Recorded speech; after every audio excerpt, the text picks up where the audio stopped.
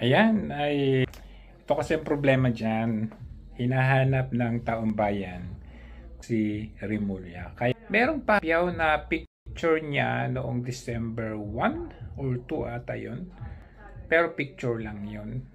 Wala na yung mga press con niya. 1 month na wala itong si Department of Justice Secretary natin na kailangan niyang magtrabaho. Ano pa yung sahod niya? Under salary grade 31. So that means around 276,000. Oh. Abay, ang swerte mo naman. Tahuran ka namin, tapos hindi ka namin makita. Yep, bay mag-resign na po kayo, no?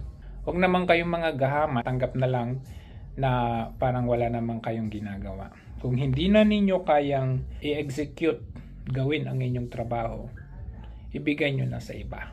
Be